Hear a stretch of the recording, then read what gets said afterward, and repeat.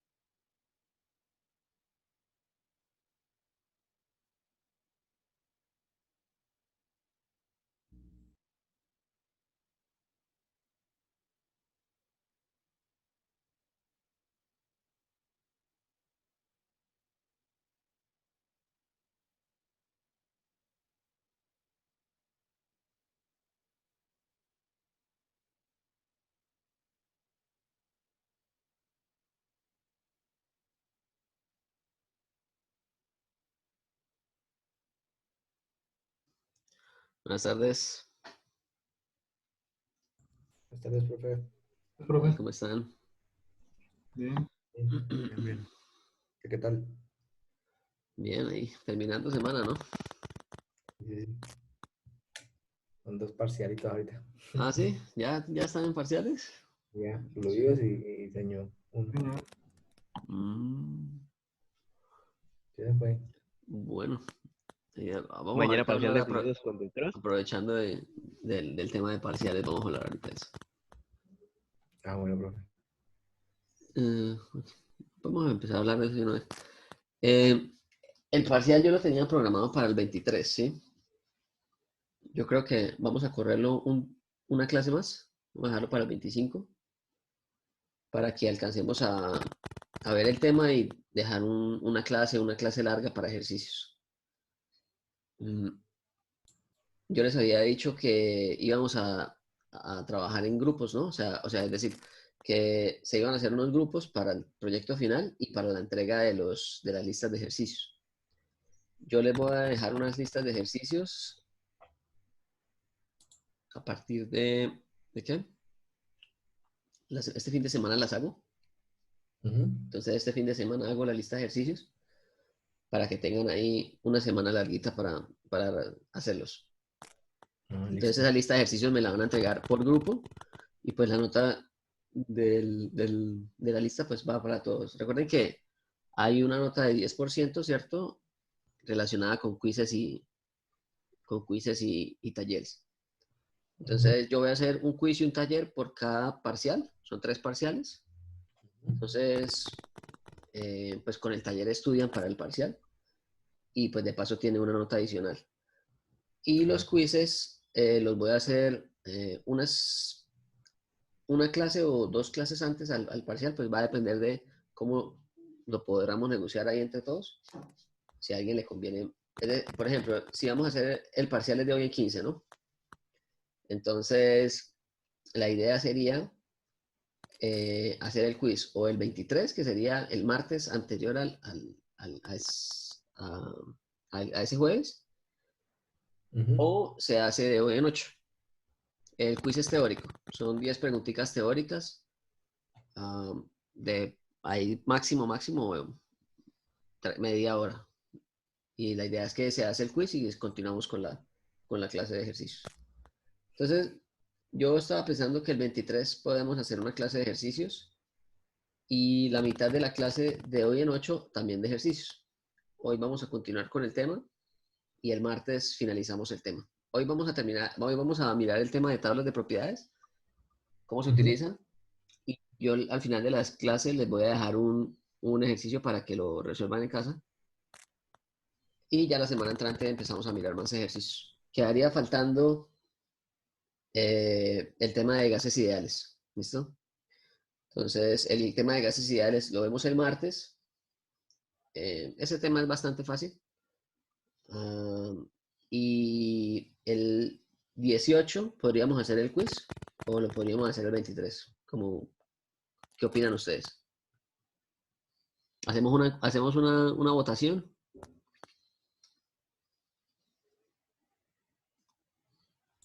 Sí, profe. Bueno, entonces yo le mando la esta después para que alcancemos ahorita y no nos comamos tiempo aquí a la clase. Entonces, Ah, vale, listo. de pronto mañana estén pendientes, yo abro una votación ahí para que todos voten, o por el propio Moodle creo que se puede. Sí, también. Y ahí entonces en el Moodle escogemos si se deja para el 18 o para el 23, ¿vale? Ujú. Listo, Bueno, profe. y la lista de ejercicios que yo se las dejo este fin de semana, de pronto el lunes la pongo porque me toca preparar las de los 3 cursos que doy. Entonces, dependiendo de cuál sea la lista de ejercicios que salga primero, pues la voy colocando ahí. Y la idea es que la resuelvan y me la entregan por grupo. Y lo de los grupos también lo podemos hacer el fin de semana ahí por el Moodle. Yo les mando, o lo hacemos por el Drive o por el Discord. Ahí miramos cómo se arma, pero pues la idea es que no tomemos tiempo de la clase. Y esa lista de ejercicios me la entregan el día de parcial. Yo les habilito ahí el espacio para que, con un horario límite, para subirla al Moodle. Entonces quedamos así. Bueno. Vale, profe. Bueno, muchachos, entonces vamos a continuar con el tema de tablas de propiedades. En la clase pasada habíamos visto qué ocurría cuando nosotros analizábamos la superficie termodinámica ¿de qué? De propiedades, ¿no? Entonces, que nosotros tomábamos una superficie en donde estaban las propiedades termodinámicas de interés, pues, y que particularmente analizamos esa curva de propiedades para las propiedades temperatura, volumen y presión. Entonces, sin embargo, hay un problema con esas 3 propiedades. Entonces,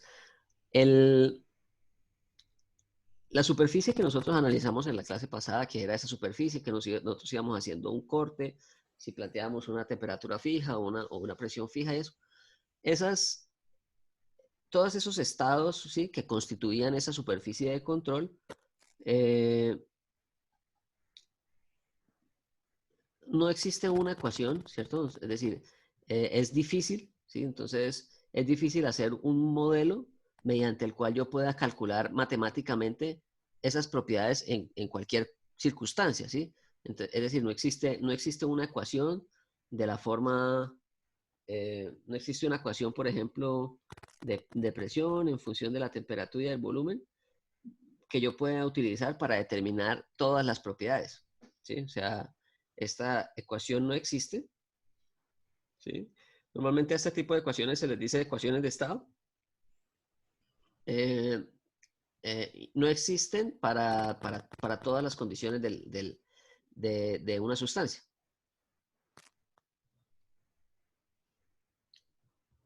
Solamente vamos a ver, cuando veamos gases ideales, vamos a ver que existen algunas ecuaciones de estado que me permiten identificar el comportamiento de una sustancia, pero solamente en una región, que es en esa región en donde una sustancia se comporta como un gas ideal.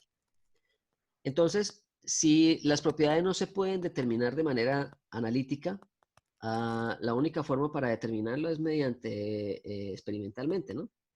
Entonces, las propiedades, como no se pueden determinar de manera analítica, pues las determinamos mediante experimentos. Entonces, las propiedades son determinadas experimentalmente.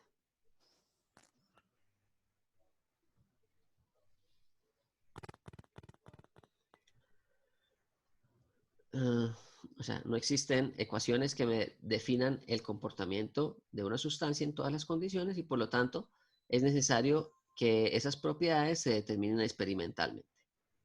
En el momento en el que se determinan experimentalmente, pues yo agarro una planilla, ¿cierto? Y voy aquí coloco de pronto un termómetro, ¿sí? Aquí coloco un transductor de presión, un manómetro, y yo conozco las dimensiones de este sistema, ¿sí? Entonces, al conocer yo las dimensiones de este sistema, pues yo sé el volumen, conozco la masa que voy a colocar aquí, si le coloco aquí una balanza, por ejemplo, conozco la masa, conozco el volumen, conozco la presión y conozco la temperatura y yo puedo empezar a tabular esos datos, ¿sí? Para diferentes condiciones. Entonces yo puedo hacer como una planilla en donde yo vaya sacando todos esos datos de esa sustancia. Entonces, eso se puede hacer con estas propiedades que estoy colocando acá, ¿no? Entonces, eso se puede hacer midiendo la presión, la temperatura o el volumen, ¿sí? Esos son variables fáciles de determinar, ¿sí? Entonces, esas variables que son fáciles de determinar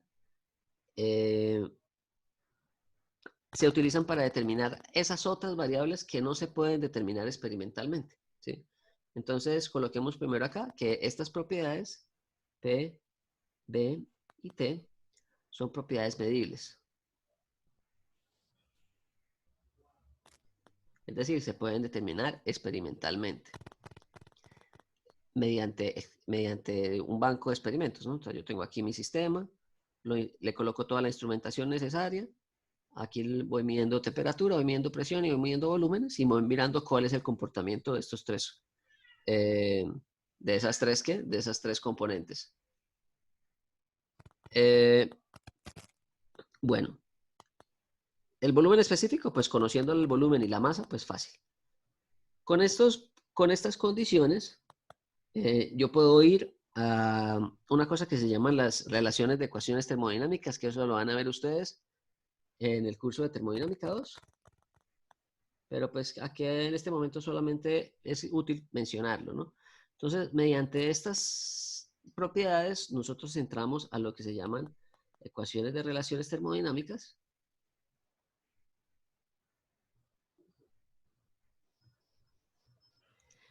Que son unas relaciones que me permiten determinar otro tipo de propiedades muy utilizadas en este campo, ¿no? Entonces, esas otras propiedades que son muy importantes y que vamos a trabajar son la energía interna, la entalpía, que ahorita vamos a decir qué es, y la entropía. Esas tres propiedades me van a permitir hacer, por ejemplo, balances de energía, hacer el análisis de segunda ley de la termodinámica y demás. Entonces, estas son propiedades que no son medibles o no se pueden medir experimentalmente.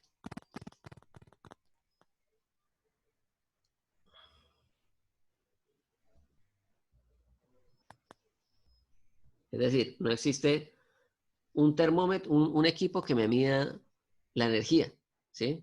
Lo que yo hago es que mido, por ejemplo, cuál es la variación de temperaturas en un sistema y con esa variación de temperaturas yo entro a una ecuación en donde determino un valor de calor, por ejemplo, ¿cierto? Que sería una cantidad de energía.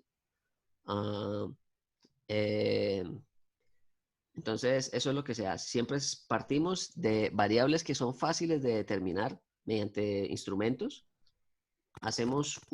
Aplicamos una serie de correlaciones, ¿sí? Entonces, por ejemplo, en termodinámica a nosotros nos interesa siempre saber cuáles son los valores, cuáles son las variaciones de estos parámetros, ¿no? Entonces, a mí en termodinámica me interesa saber cuál es la variación de la energía interna. No me interesa en realidad saber cuál es el valor como tal de la energía interna, porque ahorita vamos a ver que esos valores pueden cambiar de tablas a tablas y depende básicamente de cuál es la referencia que se está utilizando. Lo que sí debe ser siempre igual son las variaciones. Siempre los deltas son los que siempre van a ser constantes. Entonces, ¿cómo se determinan estas variaciones de estas constantes? Entonces se determina mediante, recordemos que cuando nosotros definimos dos variables o dos propiedades que sean intensivas e independientes, yo puedo determinar cualquier otra variable de un estado termodinámico. Eso es lo que nos dice el postulado de estado. Y básicamente eso, en términos matemáticos, lo que nos dice es que una variable z, ¿sí? O una propiedad z, yo la puedo determinar mediante las variaciones específicas de cada uno de los componentes.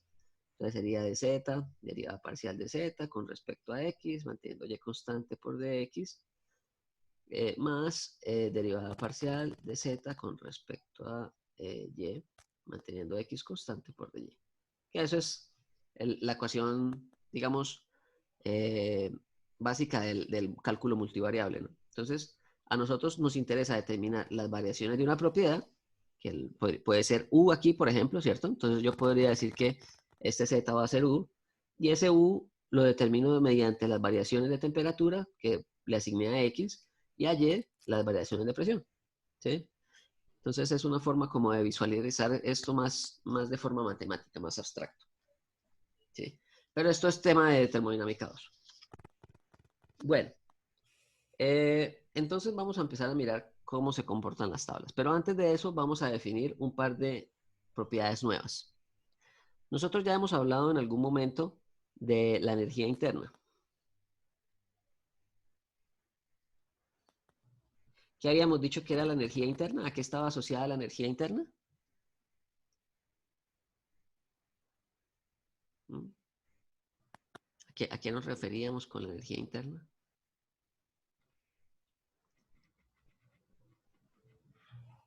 La energía sensible y latente. Esas son formas de energía, sí, pero cuando hablábamos de energía interna era ¿qué? Habíamos dicho que qué propiedad es una manifestación de la energía interna. Y la energía interna, pues, La temperatura, la energía cinética de las exacto, partículas. sí, exacto. Entonces, la temperatura es la manifestación macroscópica de esa energía interna, ¿cierto? Y la energía interna como tal es, digamos, el promedio de las energías que tienen cada uno de estos átomos, ¿sí? Y esas energías son básicamente energías cinéticas, ¿cierto? Entonces, estos átomos están en permanente movimiento, lo cual hace que de forma en promedio, porque esto se tiene que analizar siempre mediante promedios, porque son paquetes de átomos que yo estoy analizando. Entonces, la energía interna lo que me está diciendo es cuál es la energía contenida en promedio en cada una de las partículas que yo tengo en un sistema, ¿sí? Entonces, recordemos que estas partículas tienen un movimiento, pueden tener una rotación, ¿sí? Si son moléculas planas o si son moléculas tridimensionales. Puede tener vibraciones, ¿cierto? Entonces tiene diferentes formas de oscilar esta partícula.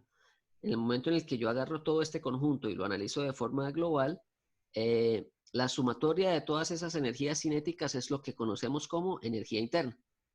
Y esa energía interna es fundamentalmente función de la temperatura. Entonces, esto sería como un promedio de las energías cinéticas y potencial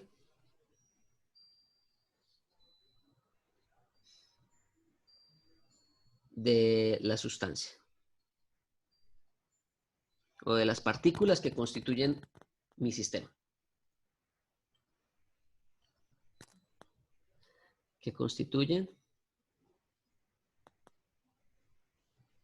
el sistema. Eso lo podemos definir como energía interna, ¿sí? Y en esa energía interna, pues, está la energía sensible, que sería esa energía donde se manifiesta en un cambio de temperatura. Está la energía latente, que se manifiesta mediante un cambio de fase. Está la energía química, que es la energía contenida en los enlaces, ¿cierto? Entonces, nosotros tenemos aquí una molécula, esa molécula tiene unos enlaces, pensemos que esto es metano, ¿cierto? Y este metano, esos enlaces que constituyen el metano, se pueden romper produciendo otras moléculas que tienen menor energía, como el dióxido de carbono o el vapor de agua. Entonces, esta molécula de metano tiene una energía interna asociada a estos enlaces químicos que hay, ¿sí? Y existe otra forma de energía que es la energía nuclear, que ya es la energía propia en el núcleo de cada átomo, ¿sí?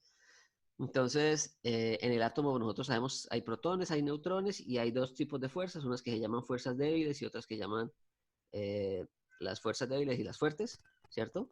Y que ese conjunto de fuerzas contiene una cantidad de energía que es la que se disipa cuando nosotros tenemos, por ejemplo, una reacción nuclear. Bueno, entonces, eso es la energía interna. Hay otro tipo de propiedad que vamos a ver más adelante cuando empecemos a hacer los balances de energía, que son las entalpías. La entalpía es otra manifestación de energía, ¿sí? Entonces, es una propiedad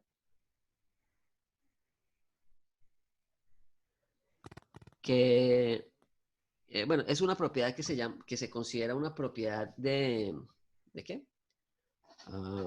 Una propiedad de combinación, ¿sí? Es una propiedad de combinación y que indica una cantidad de energía también, pero que lo vamos a mirar más adelante. Por ahora no, solamente dejémosla expresada de que existe esa propiedad. Entonces, es una propiedad de combinación, por lo que se puede constituir de la suma de la energía interna más un P por un B. ¿Sí? Entonces, es una propiedad de combinación porque corresponde a esta suma de estos dos, de cada una de estas dos componentes. Una energía interna, más esto que después vamos a mirar que representa un trabajo en un sistema de presión constante. Pero bueno, entonces es una propiedad de combinación que me indica también energía. ¿Sí? Y es un indicador de energía.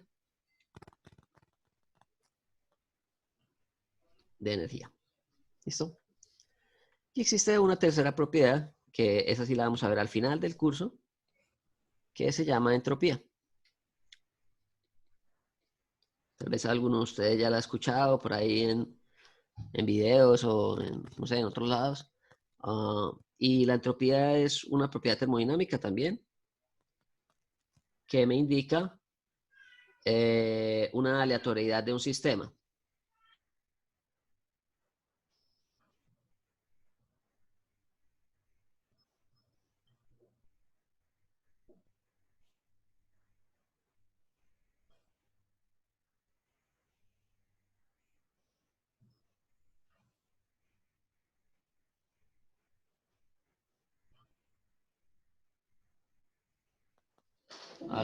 Se me había trabado aquí esto. Bueno, entonces entropía es una propiedad termodinámica que manifiesta como la aleatoriedad del sistema, ¿no? Entonces, que indica la aleatoriedad de un sistema.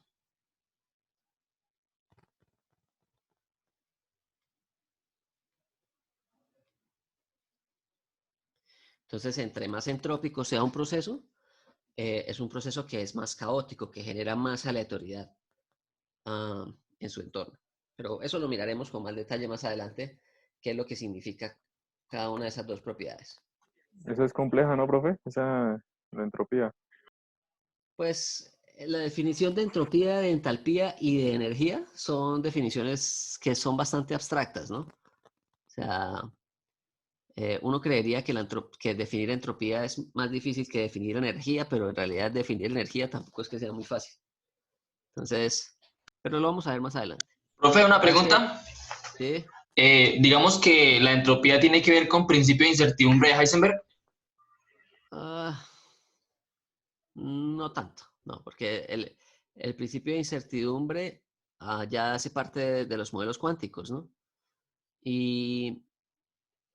Y creo, ¿no? No estoy no recuerdo muy bien mi física cuántica, pero creo que el principio de Heisenberg está más relacionado con la física cuántica y esto hace parte más de la física clásica, ¿sí? O sea, hay algunos comportamientos de la termodinámica que, bueno, lo que es el primer principio de la termodinámica y el segundo principio, existen inclusive algunos debates de, por ejemplo, qué ocurre en un agujero negro, que es cuando hay la singularidad y toda esa cosa, que no se sabe, pues no se puede estudiar, ¿no? Porque no hay cómo estudiar lo que ocurre en ese punto. Y la pregunta es qué ocurre con la entropía en ese punto en particular, ¿no? Pero creo que no tiene nada que ver con el principio de incertidumbre de Heisenberg. No me acuerdo. Lo relaciono más como un desorden, pero Sí, hay otros científicos que también se llevan la contra y dicen que no es un lo que pasa desorden. es que la entropía se puede aplicar en muchos campos, ¿sí? La entropía, por ejemplo, se utiliza mucho en los sistemas, ¿sí? En la ingeniería de sistemas, o se utiliza en la economía. Entonces, la entropía es uno de esos términos que tiene muchísimas posibilidades de estudio. En este caso se utiliza es obviamente para la termodinámica, ¿no?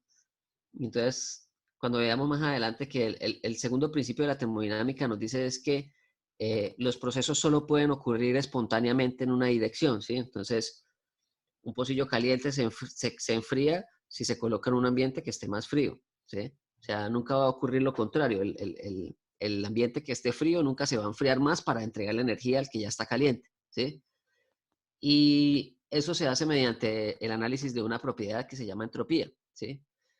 Entonces, cuando nosotros hacemos el análisis de segunda ley en un proceso, nosotros nos vamos a dar cuenta que ese proceso, los procesos que ocurren de manera espontánea y que son irreversibles, siempre van a aumentar la aleatoriedad del sistema que yo esté analizando, ¿sí?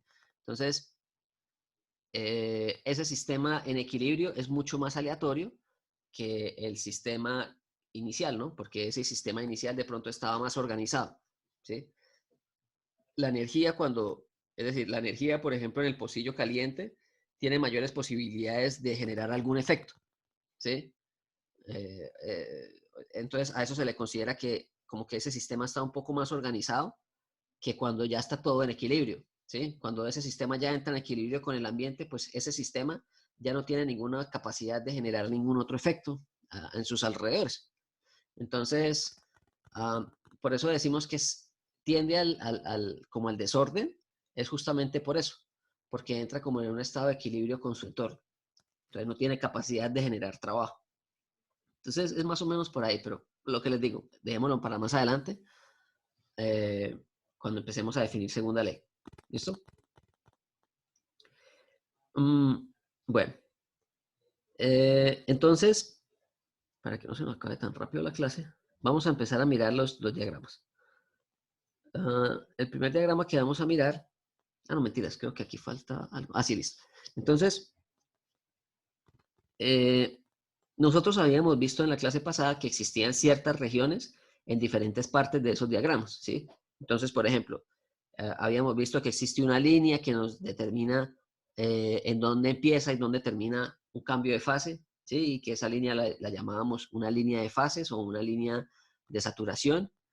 Y que había unos puntos donde estaba el líquido saturado, otro punto donde estaba el vapor saturado, una región donde ya el vapor está a unas condiciones energéticas mayores a las de la saturación, entonces que lo llamábamos vapor sobrecalentado, y una condición que estaba con menor contenido energético por debajo del punto de líquido saturado y que lo llamábamos líquido comprimido.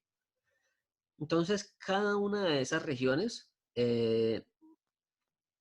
presenta, digamos, una serie de propiedades, ¿sí? Entonces, en cada punto, si yo empiezo a medir punto a punto cada una de esas regiones, pues yo voy sacando diferentes propiedades de la sustancia. Esas propiedades, pues, las vamos tabulando y las vamos a ir colocando en unas tablas que vienen separadas justamente por cuál es la región que yo estoy analizando, ¿sí? Entonces, normalmente, como vemos aquí, tenemos aquí varios tipos de tablas. Bueno, esta indica que está en el sistema inglés.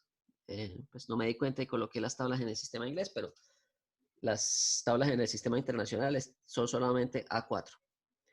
Estas ya están disponibles ahí en el Discord para que las revisen. Entonces, si nos fijamos en algo, esta tabla A4 y la tabla A5 nos están dando propiedades en la condición de saturación del agua, ¿sí? Entonces acá dice agua saturada. Y en donde esa agua saturada, en la tabla A4 tiene como referencia valores de temperatura y en la tabla A5 como referencia valores de presión. Ahorita lo miramos eso con detalle. Entonces tenemos eso. Entonces, estas dos tablas se utilizan en región de saturación, entonces estamos hablando de que vamos a utilizarlas para determinar propiedades en esta área.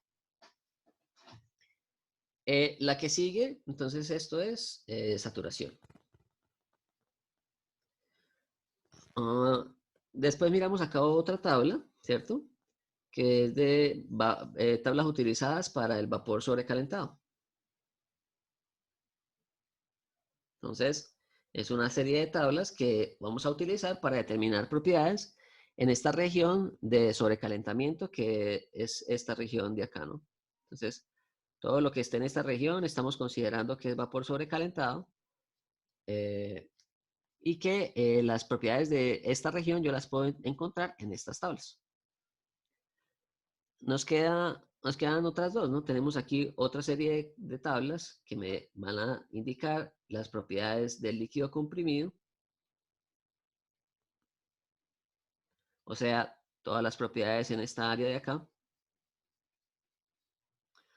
Y finalmente, una serie esto yo no sé si todos los libros lo tengan, pero pues estas son de la Cengel. Y la Cengel también da algunas propiedades cuando estamos hablando de saturación, pero no líquido gas, sino sólido gas. Entonces, esa región de sólido gas, bueno, aquí sería líquido gas. Esa región de sólido gas, pues sería esta región de acá. ¿Listo?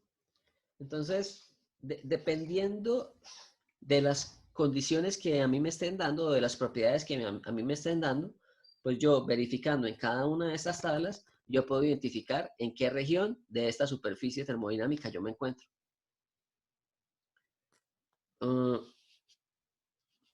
Bueno, entonces vamos a empezar primero a analizar lo que es esta región interna, ¿sí? Vamos a empezar a analizar primero este grupo de tablas de saturación, después miramos las de sobrecalentamiento, después las de líquido comprimido y al final les coloco un ejercicio. Bueno, entonces, las tablas de saturación las vamos a ver así, como aparecen acá. Entonces, estas son las tablas de saturación. Entonces, recuerden que yo les dije que aquí teníamos agua saturada, ¿cierto? Y aquí nos dice tabla de temperaturas, ¿sí? Entonces, ¿eso qué quiere decir? Que estamos utilizando como referencia la temperatura de mi sistema. Entonces, aquí nosotros tenemos temperaturas y aquí un montón de datos.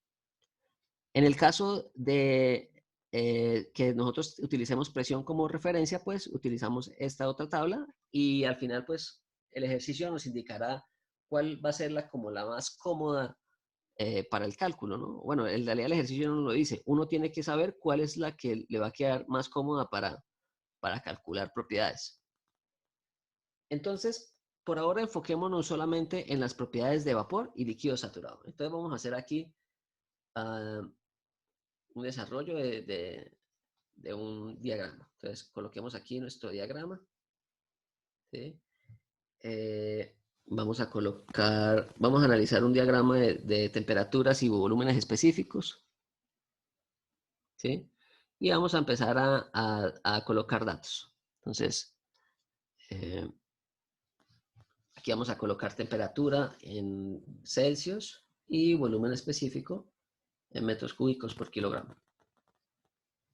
Bueno, entonces, vamos a mirar qué pasa cuando yo analizo un proceso de ebullición a presión constante, a presión atmosférica, perdón. Entonces recordemos que nosotros planteábamos unas curvas isobáricas, ¿cierto? De presión constante, que la voy a plantear aquí más o menos como esta línea. Entonces llega aquí hasta el punto de ebullición y de aquí se sigue calentando si yo le sigo suministrando energía, ¿no? Entonces, ¿cuál es la temperatura de saturación a una atmósfera? A una presión atmosférica. 101.3, 125. Esa es la presión atmosférica, ¿no? Pero entonces vamos a decir que vamos a trabajar usted me decía la temperatura. Sí, la temperatura en Celsius. Sí, bueno, pero entonces vamos a definir que vamos a trabajar con una temperatura de saturación de 100 grados, que es aproximada a la atmosférica. ¿Listo? Solo para que nos quede más fácil determinar las propiedades aquí. Pero esta temperatura es un poco diferente con relación a la temperatura de una atmósfera a nivel del mar. Varía un poquito mayor. Entonces, vamos a trabajar aquí con una temperatura de 100 grados. ¿Listo? Entonces, aquí vamos a colocar una temperatura de saturación de 100 grados. Entonces, esa temperatura vendría hasta acá. Entonces vamos a mirar lo siguiente. En estas tablas que yo les quiero mostrar primero, son muy útiles para determinar propiedades que estén sobre la línea de saturación, ¿sí? Esta línea que vemos acá, este domo que vemos acá, es lo que yo llamo como línea de saturación.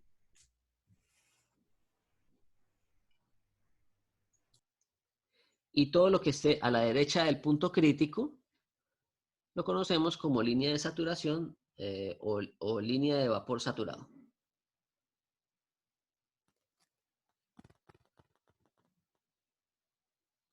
Y todo lo que esté a la izquierda la llamamos como línea de líquido saturado. Entonces, línea de líquido saturado. Listo, perfecto. Entonces, estas tablas nos van a facilitar mucho determinar las propiedades sobre esa línea. ¿Por qué? Entonces, siempre que nosotros planteemos que estamos hablando de la saturación, tenemos que entender algo. Tenemos que entender que para un único valor de temperatura, o sea, para un valor de temperatura va a existir una única presión de saturación, ¿sí? Entonces, para una presión de un bar, entonces, para una presión de un bar que coloqué aquí, vamos a mirar cuál es la temperatura de saturación. Entonces, vamos a la tabla y miramos aquí un bar, ¿no? Entonces, un bar son 100 kilopascales, ¿no? Entonces, 100 kilopascales sería esta presión que tenemos aquí. Entonces, la verdadera temperatura de saturación sería esta que tenemos acá, ¿no? Entonces, a una presión de un bar, la presión, fijémonos entonces, entramos aquí por presiones y yo dije que la presión de mi sistema iba a ser un bar, ¿sí? Entonces, yo voy y busco a ese bar, que serían 100 kilopascales, cuál es la temperatura correspondiente. Entonces, en este caso, es 99,61. ¿Listo? 99,6 sería la temperatura de saturación a esa presión. ¿Listo? Pero entonces yo quiero hacer aquí como un comparativo entre diferentes valores, ¿no? Entonces coloquemos aquí, coloquemos 3 casos a 3 presiones diferentes para que empecemos a mirar comportamientos.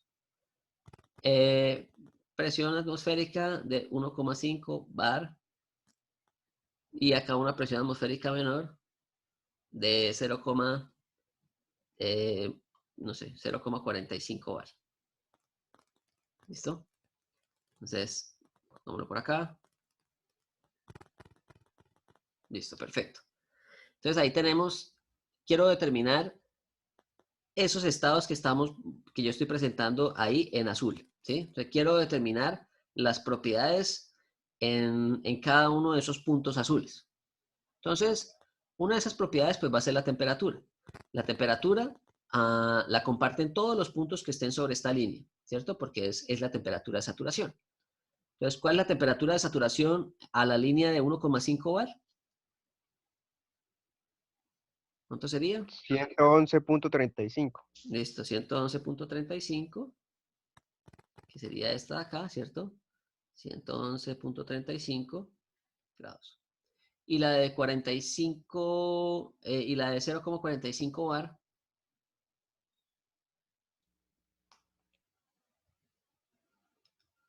¿Cuánto sería? 81.32. No, Bueno, esa es la de 50. Esa esa toca es la- interpolar. hay que Para hacer interpolar, promedio. ¿cierto? Exacto. En este caso, como la interpolación es lineal y el valor que yo estoy determinando es el valor medio entre estos dos, pues podemos sumar y dividir en 2, ¿no? Podemos sumar estos dos valores y los dividimos en 2 y ya me da el valor que yo estoy necesitando. Pero si yo le dijera, determínemela para 48 milibares o 0,48 bar. O sea, profe, ahí se haría la regla de 3 según lo que usted dice, No, ahí se hace 0,40. interpolación lineal. Interpolación lineal. Es diferente a la regla de 3. Entonces, esto aquí, si nosotros sumamos estos dos valores y los dividimos en 2, ¿cuánto daría? Daría 70 y... 78.59. 78,59. ¿Listo? Entonces ahí tenemos ya los valores de temperaturas para cada una de estas presiones, ¿sí? Entonces esta es la temperatura de saturación para este, la temperatura de saturación para este y ya. Bueno. Ahora vamos a definir algunos conceptos que son importantes también. Entonces el primero de esos conceptos es el concepto de, corramos esto para acá. El concepto de, voy a borrar esto mejor. Me estorba. El concepto de saturación, ¿no? Entonces, a estos puntos, como les dije, se le conoce como línea de saturación de líquido saturado. ¿Cuál es la temperatura en este punto? ¿Cómo se llamaba ese punto?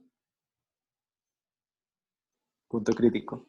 Punto crítico, y la temperatura del punto crítico es 374. 374 Celsius. Entonces ustedes inmediatamente saben que por encima de 374 nunca vamos a tener una mezcla líquido-vapor, ¿sí? No es posible tener una mezcla líquido-vapor por encima de estas temperaturas porque simplemente estaríamos siempre por encima de este domo. Entonces, bueno. Entonces vamos a mirar qué sucede con los extremos, que son los puntos que se pueden determinar fácilmente de estas tablas. A estos valores extremos los conocemos como, estas serían las condiciones de líquido saturado y estas son las condiciones de vapor saturado para esta presión, para estas líneas de presión. Entonces, para la línea de presión de un bar, a este punto, bueno, para cualquier punto, el valor que corresponde acá lo vamos a llamar BF, ¿sí? O sea, voy a tener un BF para este, un BF para este y un BF para ese. Y el F indica que estamos en la línea de líquido saturado. Ahora, estas líneas al lado derecho las vamos a denominar como un BG y me van a indicar cuáles son los valores de vapor saturado. Esos valores que les estoy mostrando ahí los vamos a encontrar fácilmente en esta tabla. Entonces aquí tenemos la presión. Para esta presión tenemos asignada unas temperaturas y para esta presión y esta temperatura que son dependientes acá, ¿cierto?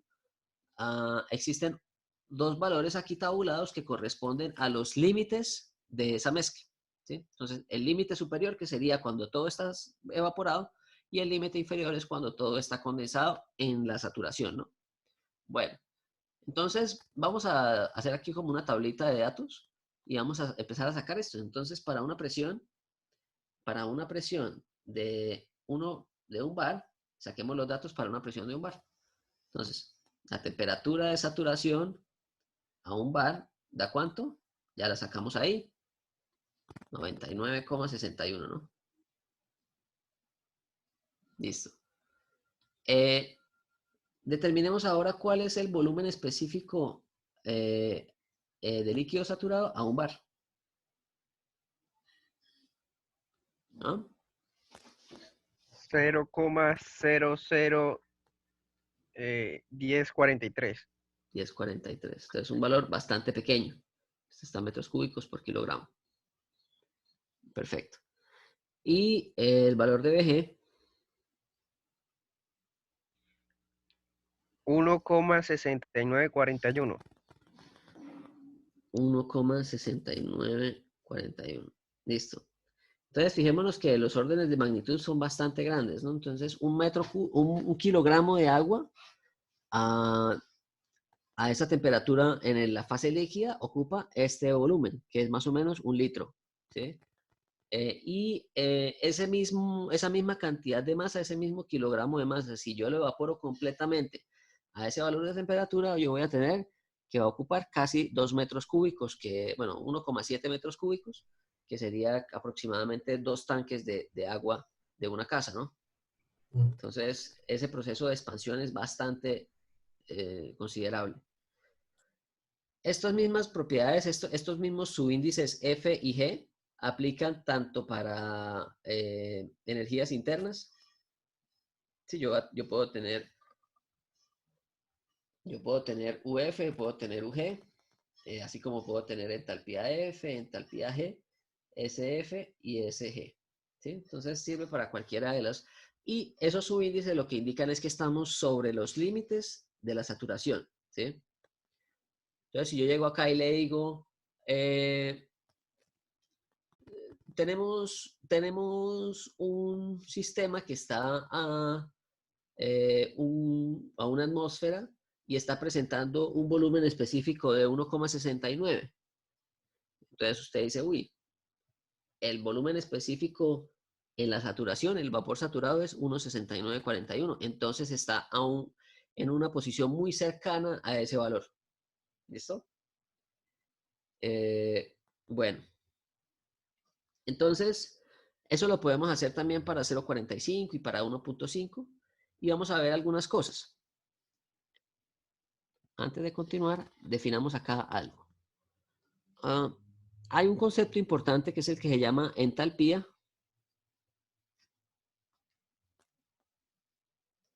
De evaporación. ¿Qué es eso? ¿Energía latente o energía sensible? Latente. Latente, ¿no? Entonces, cambio de fase, energía latente. Entonces, la entalpía de evaporación no es más que un diferencial. Entonces, esta entalpía de evaporación no es más que un diferencial entre la entalpía del vapor saturado menos la entalpía del líquido saturado al mismo valor de presiones. ¿Listo?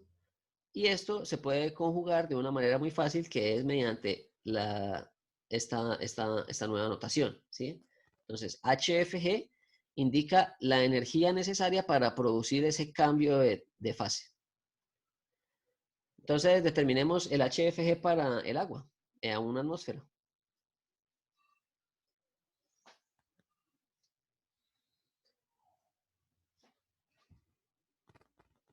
¿Cuánto daría? 2257.5. 2257.5, que sería ese valor que tenemos acá. 2257.5. Kilojoules sobre kilogramos. Fijémonos que aquí está UFG. Y ese UFG no es más que agarrar este valor de acá, que es el UG, y restarle este otro que tenemos aquí. Entonces, si hacemos esa resta, nos da este valor medio. Kilojoule, sí, kilojoule por kilogramo. Entonces, ¿me repite ahí el valor? 2257.4. Entonces, unidades de energía por unidad de masa. Bueno, ahora miremos qué sucede cuando yo disminuyo la presión. ¿Qué va a pasar cuando yo disminuyo la presión? Entonces, miremos qué sucede cuando tenemos una presión de 0,5 bar. 0,5 bar. Entonces, a 0,5 bar, ¿cuál es la presión? ¿Cuál es la temperatura?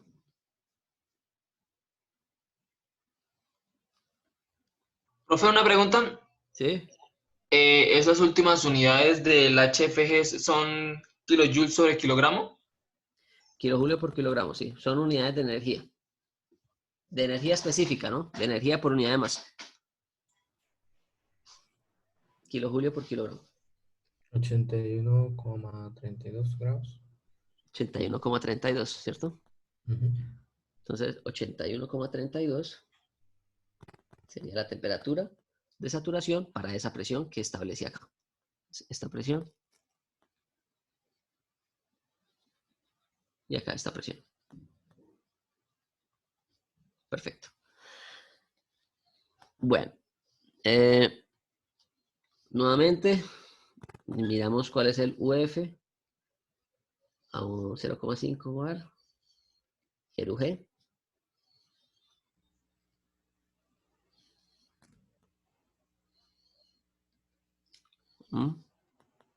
¿Lo tienen por ahí a la mano? 0,001030 ¿Listo? y 3,2403. Mire, cuando reduje a la mitad la presión, esto aumentó mucho, ¿no? O sea, ya no son solamente 1,7 metros cúbicos, sino ahora necesito 3,25 metros cúbicos para guardar esa cantidad de vapor que evaporé a presión constante, ¿no? Entonces, y otra cosa característica, fijémonos en algo. En la medida en que nosotros nos vamos disminuyendo presiones, ¿qué va pasando con el volumen específico de líquido saturado? Se mantiene casi igual. Es muy Profe, parecido, qué ¿no? pena. O sea, son unas variaciones mínimas, pero va a haber una pequeña disminución, ¿no? Es decir, aquí es 10.30 y acá es 10.43. Disminuyó muy poquito. ¿Y qué pasó Profe, con qué el pena, es volumen? que Ajá. a un compañero se le salió Ah, bueno, el listo. son y ya Ya, volvió a entrar. ya lo agregué.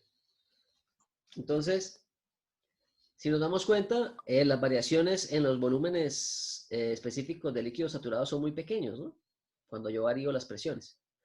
Pero las variaciones en el vapor saturado sí son dramáticas, ¿no? Entonces, aquí es una variación grandísima producida por ese cambio.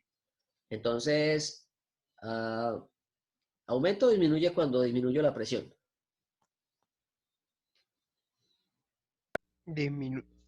Aumenta el vapor. Aumenta el el volumen, vapor. ¿no? Sí. Aumenta el volumen. Entonces, eso quiere decir que en la medida en que disminuimos presiones, es decir, en la medida en que nos movemos en esta dirección, pues los puntos se van haciendo cada vez más distantes, ¿sí? Y en la medida en que nos vamos acercando al punto crítico, estos dos puntos se van a ir aproximando, ¿sí? El BG y el BF. Ese comportamiento es aplicable también para la energía interna, la entalpía y la entropía, ¿no? Entonces, en la medida en que caemos acá, aumenta ese diferencial y en la medida en que subimos, disminuye ese diferencial. Eso querría decir que para menores presiones necesitamos más o menos energía para producir la evaporación. ¿Qué creen? Más energía. Más energía. Vamos a necesitar más energía, ¿cierto? Porque todo este delta va a ser mucho más grande. Eso lo vamos a poder ver acá. Entonces, en la medida en que disminuye la energía, debe aumentar ese valor. Entonces, acá tenemos 2200 y aquí vamos disminuyendo la presión y va aumentando la energía de evaporación. Listo. Bueno, entonces, esto es para la saturación, ¿no? Cuando estamos en este régimen sobre esta línea. Pero, ¿qué creen que va a pasar si yo les digo, oiga, determíneme la propiedad en este punto? ¿Ustedes podrían Pues determinar la propiedad en ese punto con la temperatura y la presión? encuentra con agua o sea, líquido y vapor. O sea, una combinación de líquido-vapor con la misma temperatura y la misma presión. Pero con la temperatura y la presión me basta para definir ese estado. No. ¿No, cierto?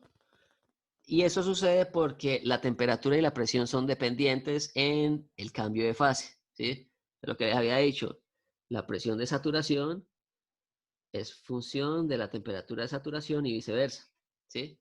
Eso hace que estas dos propiedades en esta región sean dependientes.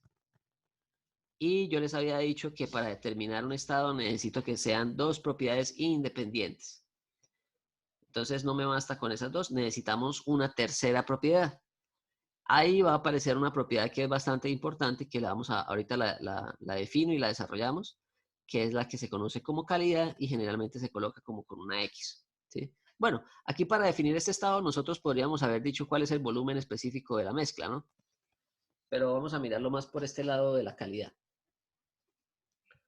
Entonces, pasemos aquí al siguiente. Imaginémonos que aquí tenemos un sistema que está constituido por dos fases. Entonces tenemos aquí, consideremos que este cilindro está únicamente expuesto a la presión atmosférica y su masa es despreciable. ¿Listo? ¿Cuál será la presión interna?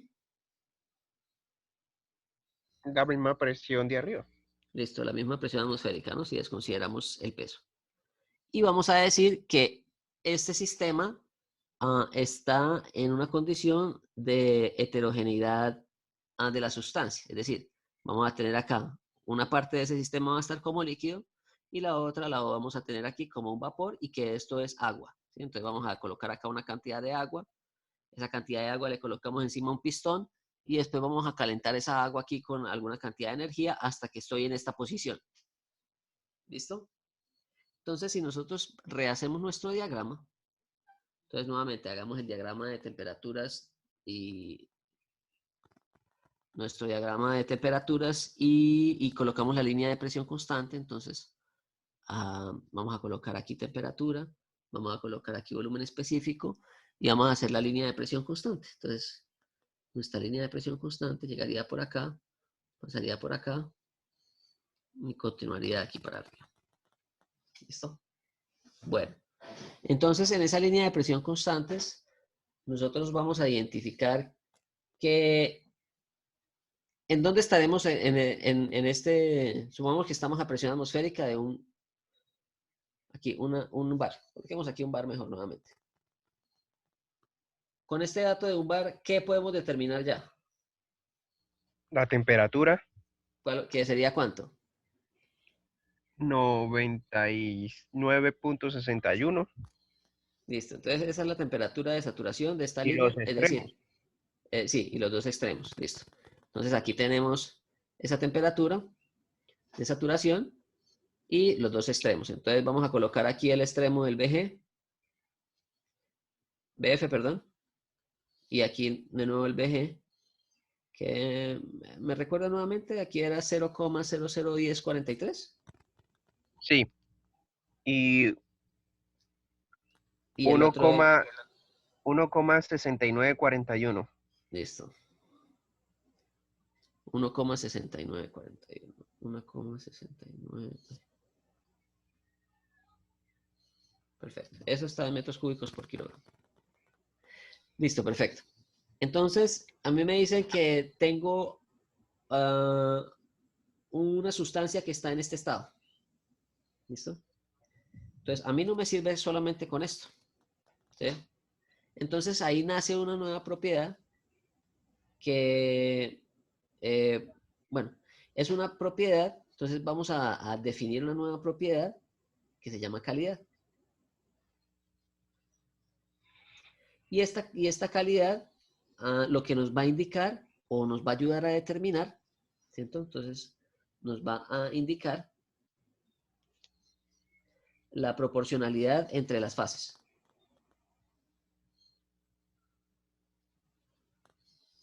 Proporcionalidad.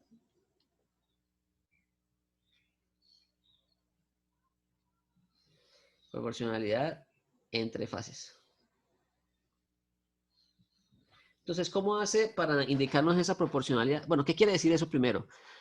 Lo que nos va a decir la calidad es que nos va a decir, oiga, en esa mezcla hay tanto por ciento de líquido o hay tanto por ciento de vapor, ¿sí? Y entonces eso lo va a hacer mediante un análisis de la masa de una de esas fases relacionada con la masa total del sistema. Entonces, básicamente, bueno, esta propiedad está definida como una X, ¿cierto? Entonces, esa X lo que me va a relacionar es la cantidad de masa de vapor sobre la masa total que yo tenga en ese sistema. Entonces, imaginémonos que aquí en este sistema tenemos, a ver, coloquemos 20 kilogramos, ¿sí? Y esos 20 kilogramos hay, coloquemos aquí que hay 5 kilogramos de vapor. Entonces, MB son 5 y esta es la masa total. ¿Cuál sería la calidad de ese sistema? 0.25. 0.25, ¿no? Entonces sería un cuarto. Entonces aquí tendríamos que esto sería 0.25. O yo lo puedo expresar también como un 25%. ¿Listo? Entonces, un 25% de la masa total que yo tengo en este sistema está convertida en vapor. Entonces, esa es, digamos, la primera ecuación que vamos a utilizar para determinar la calidad en un sistema. Vamos a colocarlo aquí en azul para que quede separadita. Entonces, sería dividir 5 entre 20 y eso da 0.25 o si lo multiplicamos por 100 daría 25%. Listo. Entonces, eso va a ser muy útil y ahorita les voy a mostrar por qué. Porque, bueno, si nosotros agarramos este sistema y lo tratamos de analizar mediante, como si fueran dos sistemas separados, ¿sí? Imaginémonos que vamos a analizar la masa de vapor por un lado y la masa de líquido por otro lado, ¿sí? Y al final, pues lo que vamos a hacer es que vamos a sumar las propiedades de esta cantidad de líquido con las propiedades de esta cantidad de vapor. Entonces, algo importante aquí que es más conceptual es lo siguiente. Cuando sumamos, yo tengo aquí mi masa inicial, ¿cierto? Y yo la empiezo a calentar, los 20 kilos. Yo los empiezo a calentar y llegamos a este punto, ¿sí? En el momento en el que llegamos a este punto, pues hubo una cantidad de energía sensible para aumentar su temperatura, ¿sí? ¿Y qué es lo que va a empezar a pasar? En esta interfaz, ¿cierto? En la interfaz líquido-vapor, pues va a haber unas partículas que se desprenden de esa interfaz, ¿cierto? Y en el momento en el que esa partícula se desprende de esa interfaz, inmediatamente pasa de esta posición, o sea, inmediatamente pasa de tener estas características en este punto a tener estas características en este otro punto, ¿sí? O sea, esa conversión es inmediata. O sea, esa partícula de líquido que tenía en esta posición, en el momento en el que se evapora, pasa a tener esta cantidad de energía. ¿Sí? Listo. Entonces, en la medida en que yo le sigo suministrando más energía, pues esa energía se va a utilizar es para empezar a producir este salto de partículas. ¿Sí? Entonces, yo voy a tener progresivamente mayor cantidad de masa que está saltando a esta condición de vapor saturado.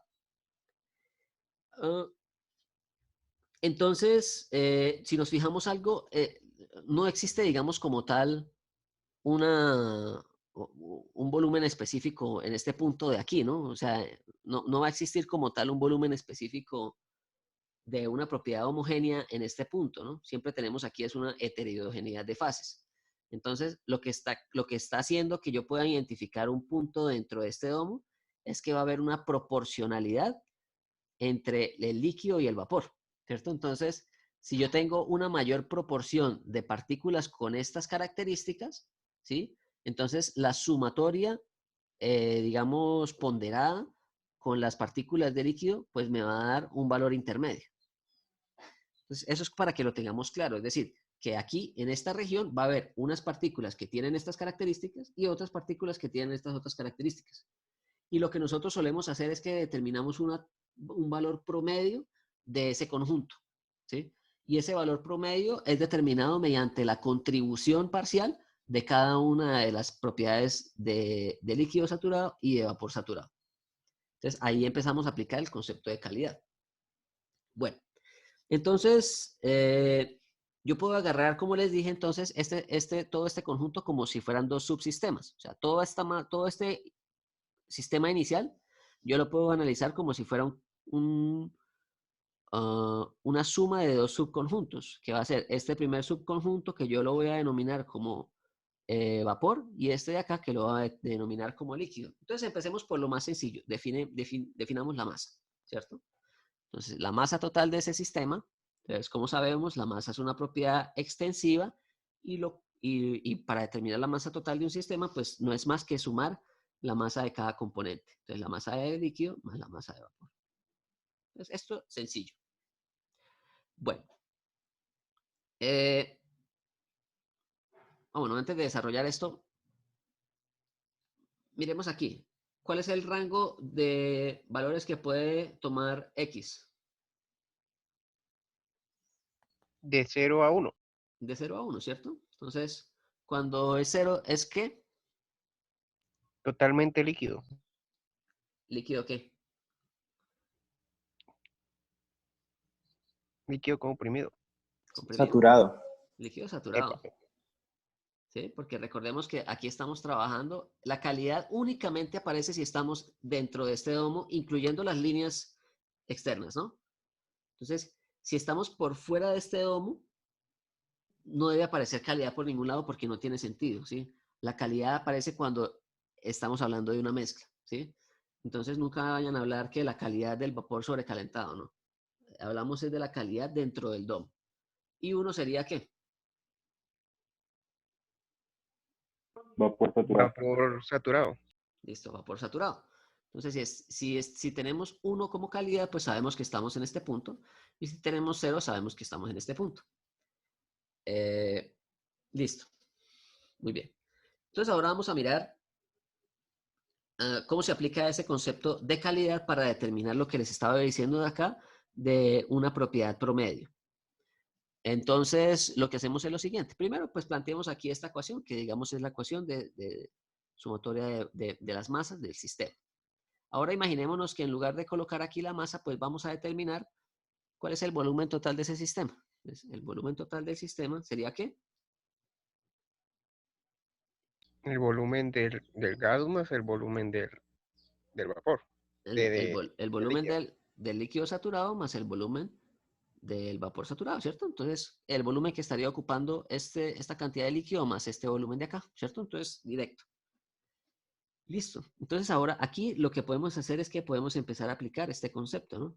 Nosotros sabemos que el volumen específico es igual al volumen de un sistema dividido sobre su masa. Entonces, si nosotros aplicamos esta ecuación a esta que tenemos aquí, entonces vamos a determinar lo siguiente.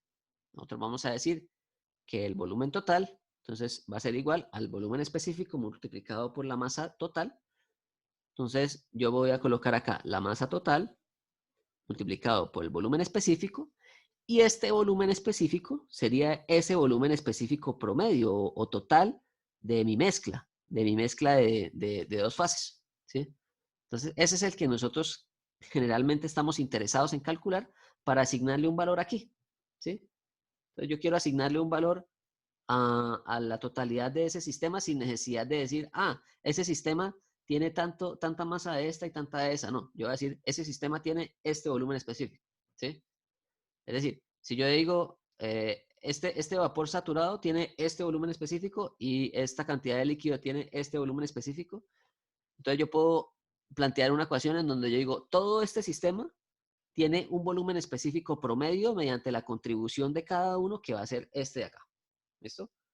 Bueno, entonces reemplazamos esta misma ecuación con los otros dos términos. Entonces quedaría la masa de líquido multiplicado por el volumen específico de líquido más la masa de vapor multiplicado por el volumen específico de vapor. Listo. Yo puedo, este líquido lo puedo expresar como la masa total menos la masa de gas, ¿cierto? Entonces, coloquemos aquí, este sería el volumen específico de la mezcla. Va a ser, entonces, lo que les decía, vamos a colocar esto como si fuese de la siguiente forma. Vamos a colocar esto como si fuese la masa total menos la masa de gas, ¿cierto? Eso sería la misma masa de líquido sobre la masa total multiplicado por BF más mg sobre mt por bg. Listo, perfecto. Entonces separo los componentes. Entonces aquí me va a quedar este sobre este es 1. Entonces me va a quedar BF, ¿cierto? Y este término sería mg sobre mt. Aquí también tenemos mg sobre mt. Entonces voy a hacer una factorización. ¿Y qué significa la masa de vapor sobre la masa total? ¿Calidad? La calidad, ¿no? Entonces Calidad. esta relación es la calidad. Entonces aquí yo coloco que esto es igual a la calidad que multiplica la resta de BG menos BF. BG menos BF. ¿Listo? Y si nosotros reescribimos esta ecuación, pues vamos a tener que el volumen específico promedio de esa mezcla va a ser igual a el volumen específico del líquido saturado más la calidad multiplicado por la variación de mi volumen durante la transformación de fase, que no es nada Eso más que sería BFG. FG. Exactamente, FG. Siempre que coloquemos FG, hace referencia a eso, ¿no? A el cambio, a la transformación de fase. O sea, cómo esa propiedad cambia en ese delta en esa variación de fase. En ese cambio de fase. Entonces, esta sería la ecuación con la cual nosotros vamos a determinar propiedades en mezcla. ¿Listo? Entonces, siempre que nosotros tengamos una mezcla,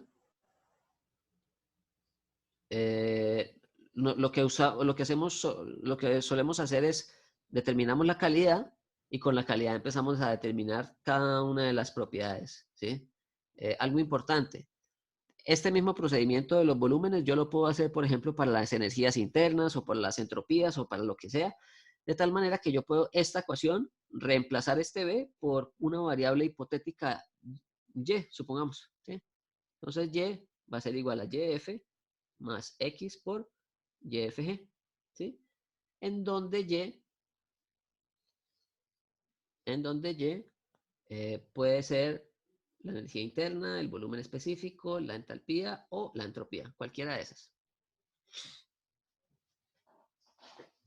¿Listo? Entonces, esa es la forma como se determinan estas propiedades en una mezcla de gases. En una mezcla de gases, no, en una mezcla de líquido o vapor.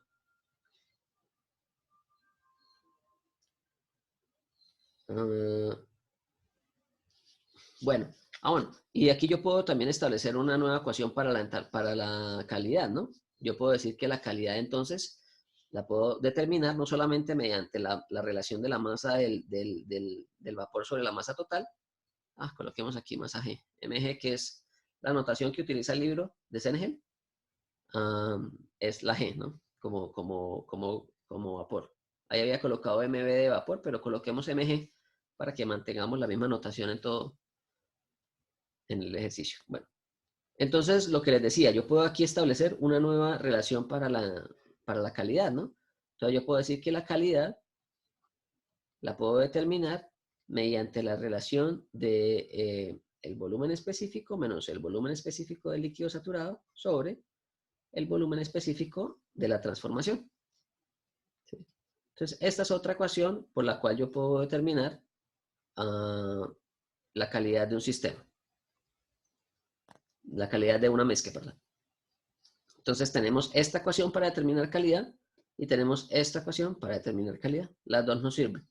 Y las vamos a utilizar dependiendo de cuál sea el ejercicio que se nos plantee. De aquí.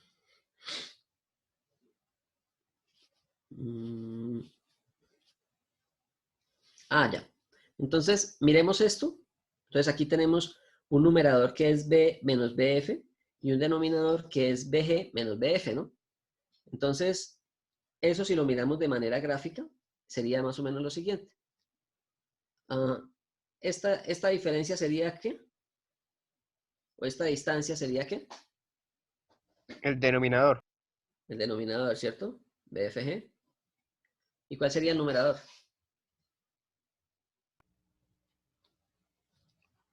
Los dos puntos de la izquierda. Listo.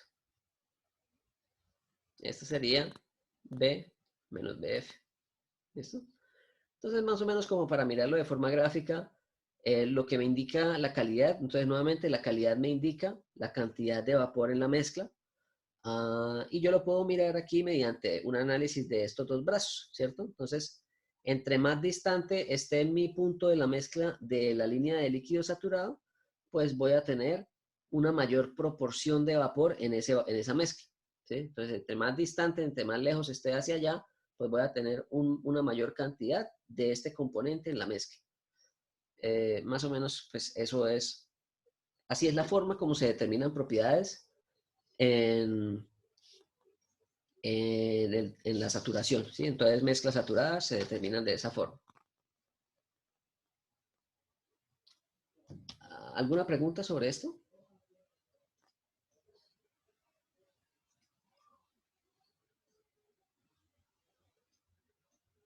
Profe, ¿ese punto azul a qué se refiere?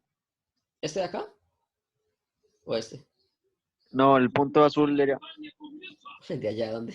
¿En el domo? El intervalo.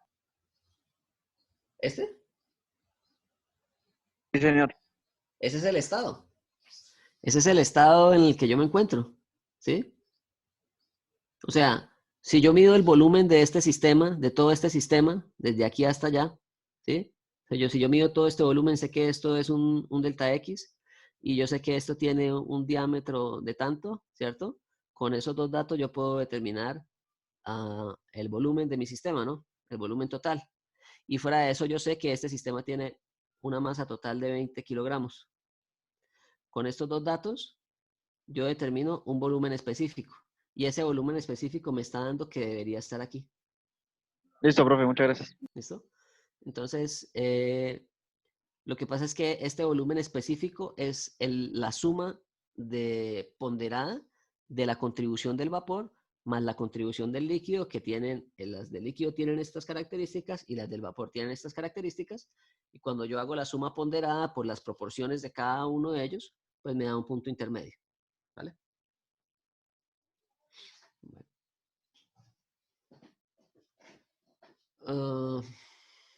¿Alguna otra pregunta? Para ya pasar al siguiente.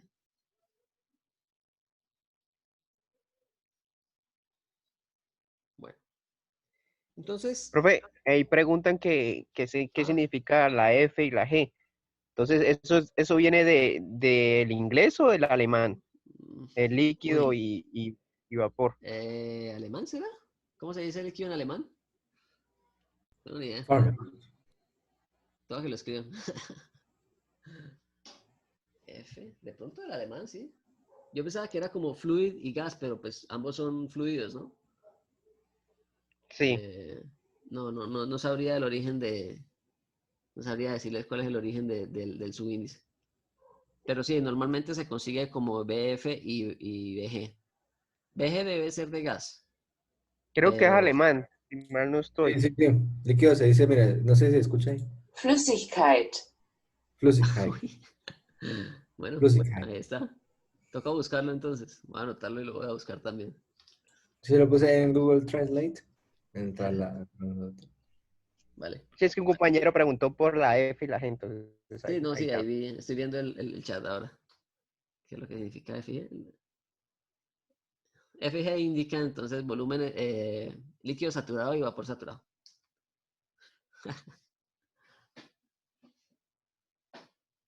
Bueno.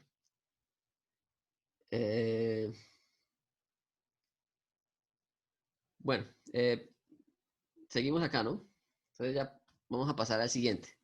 Bueno, entonces hasta ahora hemos determinado cómo se determinan las propiedades dentro de esta campana, ¿no?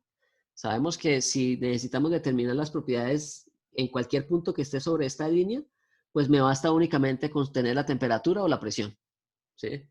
Entonces, si yo tengo la presión y tengo la temperatura, yo ya sé esos dos valores límites que me separan la parte de mezcla del resto.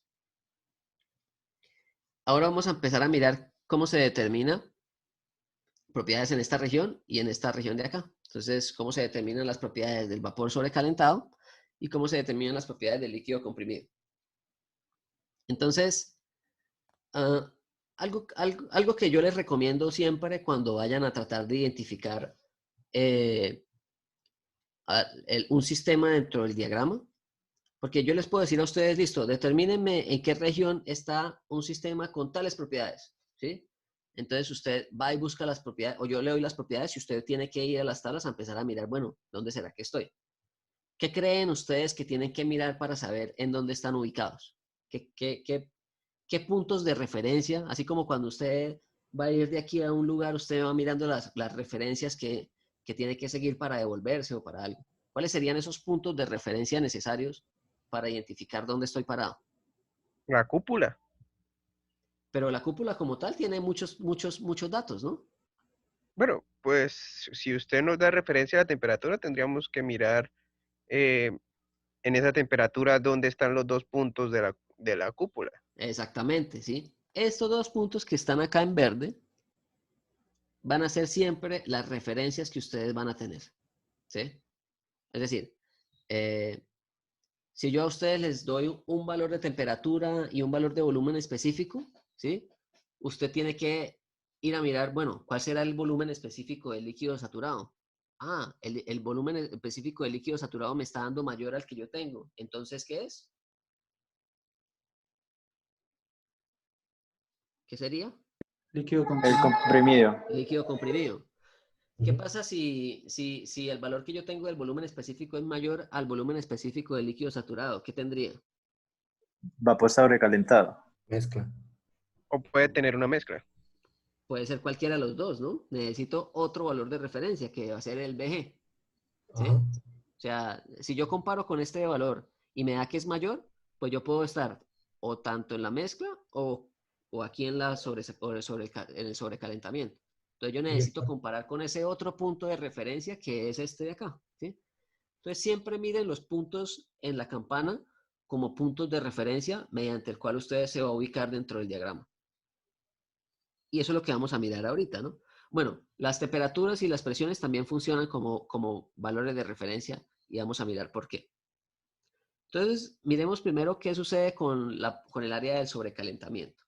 Entonces, vamos a hacer aquí rápidamente un diagramita. Entonces, coloquemos acá un diagrama puede ser de temperatura y coloquemos aquí, coloquemos el de presión para cambiar un poco. Presión y volumen. Entonces, nosotros vamos a tener nuestro domo. Recuerden que el domo siempre inclinado hacia la izquierda. Y corramos esto un poco hacia allá. Listo. Perfecto. Entonces, nos interesa ahora determinar las propiedades en el vapor sobrecalentado. Entonces, vamos a determinar propiedades en toda esta área. Y vamos a mirar qué necesitamos en esa área para determinar propiedades. Entonces, ¿qué pasa ¿me basta solo con la temperatura y la presión para determinar propiedades en esta área? ¿Qué creen ustedes? Temperatura y presión, sí. Sí, ¿cierto? Presión y temperatura son independientes en la región de vapor sobrecalentado.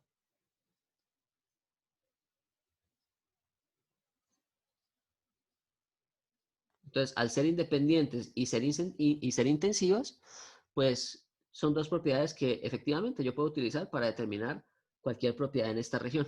Entonces, planteemos una línea aquí de temperaturas coloquemos la línea de temperaturas de 50 grados de constante, ¿cierto? Entonces, recordemos que las líneas de temperatura constante en el diagrama de presión y volumen son diferentes a las de temperatura y volumen y tienen más o menos este comportamiento, ¿no? Entonces voy a decir que esta línea que tengo acá es la línea de temperatura constante a 50 grados. ¿Listo? Entonces, primero identifiquemos las referencias. ¿Cuáles son las referencias? ¿Cuál va a ser mi presión de saturación para ese valor de temperatura?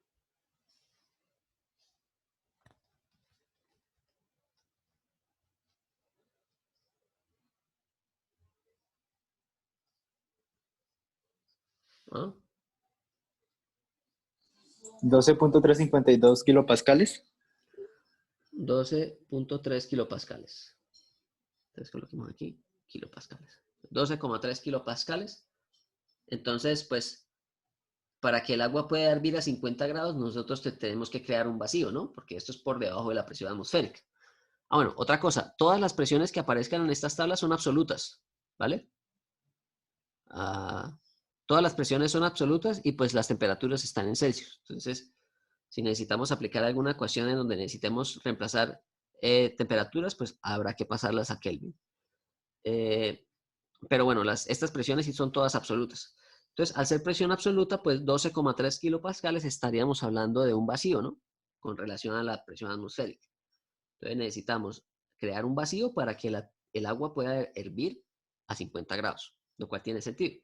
Si yo les coloco acá 100 kilopascales, pues por 100 kilopascales, ¿cuál sería la línea de temperaturas que pasaría en la saturación?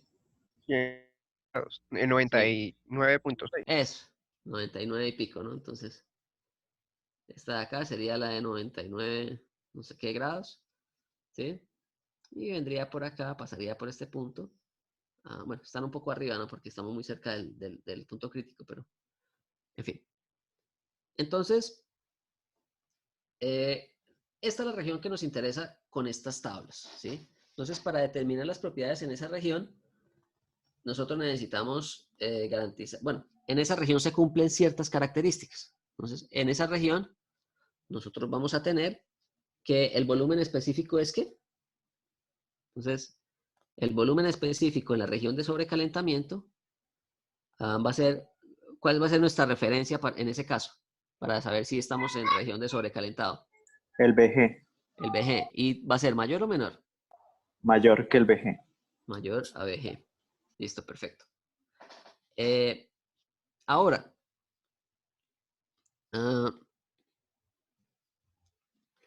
para una determinada presión, ¿cierto? Entonces, para una determinada presión,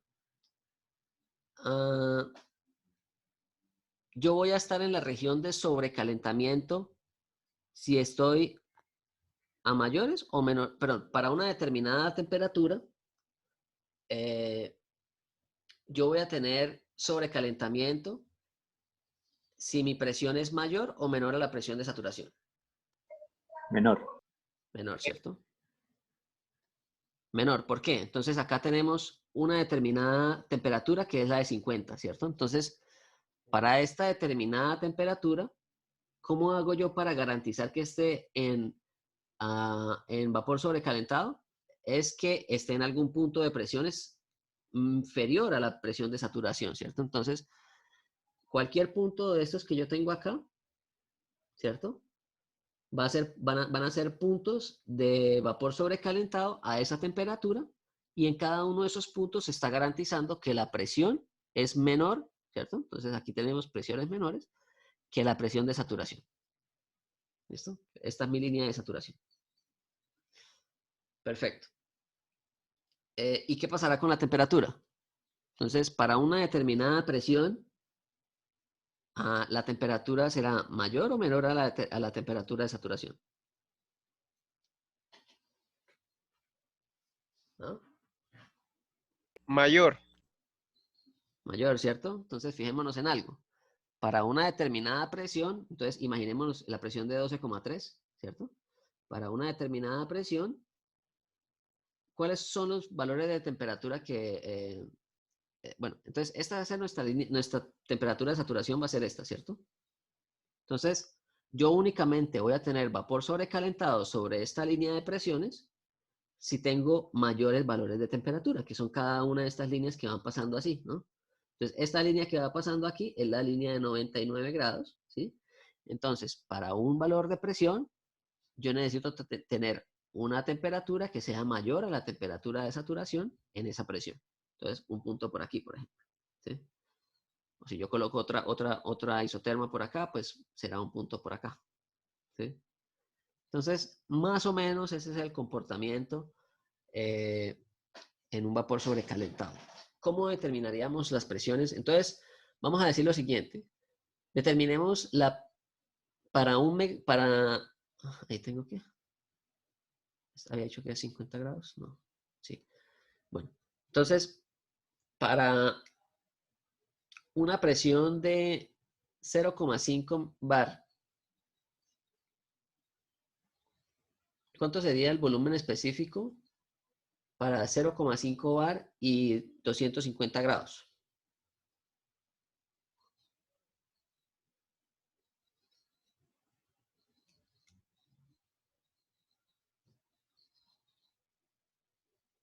¿El volumen específico? Sí.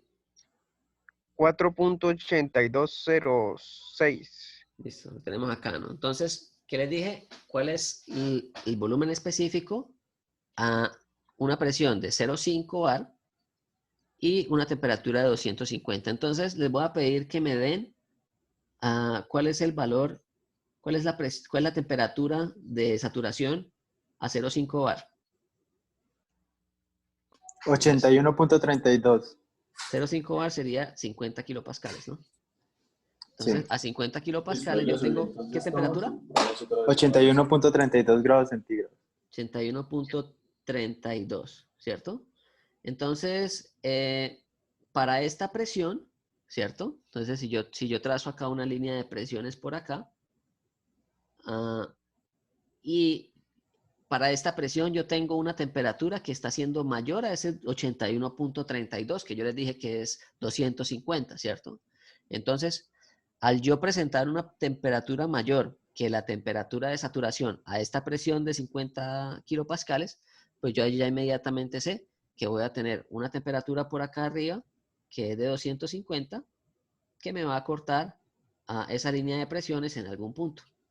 Que va a ser un punto por acá y que tiene que ser un punto que tiene un volumen específico mayor que el volumen específico VG.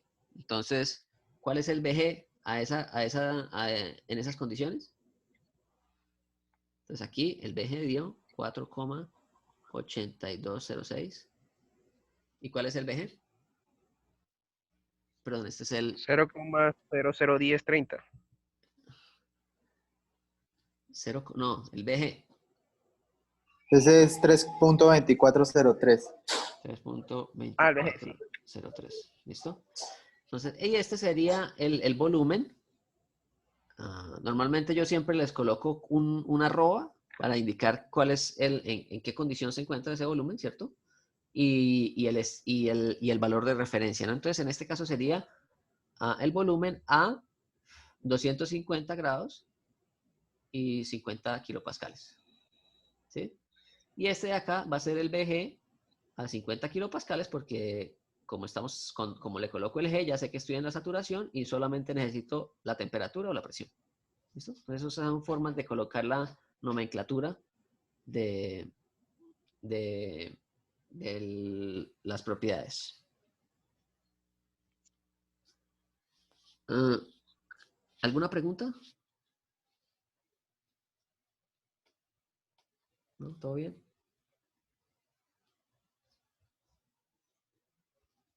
Bueno, entonces vamos a terminar con los líquidos.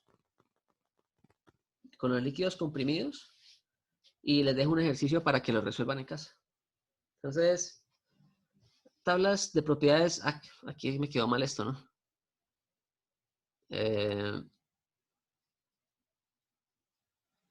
Aquí sería líquido comprimido. ¿Sí? Entonces, compressed liquid. Listo. Entonces, en líquido comprimido, pues vamos a tener el mismo análisis, ¿no? Entonces, hagamos acá nuestro diagramita. Entonces, cambiémoslo nuevamente. Ahorita estábamos trabajando con presiones y volúmenes. Hagámoslo ahora con temperatura y volumen específico. Entonces, vamos acá. Vamos aquí. Aquí coloquemos temperatura y volumen específico. Y vamos a colocar acá nuestro domo. Listo. Entonces, vamos a identificando aquí valores de referencia. 374. Y vamos a mirar qué sucede por aquí a una determinada temperatura, ¿no? Entonces, miremos qué sucede a temperatura ambiente. Entonces, coloquemos la temperatura ambiente. Temperatura ambiente serían 25 grados. No sé si coloquemos 30 mejor. Esa va a ser nuestra temperatura ambiente, ¿sí? ¿Y cuál es nuestra presión ambiente? Pues sería 100 kilopascales, ¿no? Entonces, una línea de presiones por acá de 100 kilopascales. Este yo creo que es más fácil de ver. Entonces, de la misma forma que hablábamos ahorita con la parte de sobrecalentamiento, miremos qué sucede con cada uno de los puntos de referencia. Entonces, ¿qué debe ser el volumen específico con relación a su referencia? ¿Cuál va a ser la referencia en este caso? El BF. BF, ¿cierto? ¿Y tiene que ser mayor o menor? Menor, debe ser menor. Menor, ¿cierto? Entonces, menor que BF.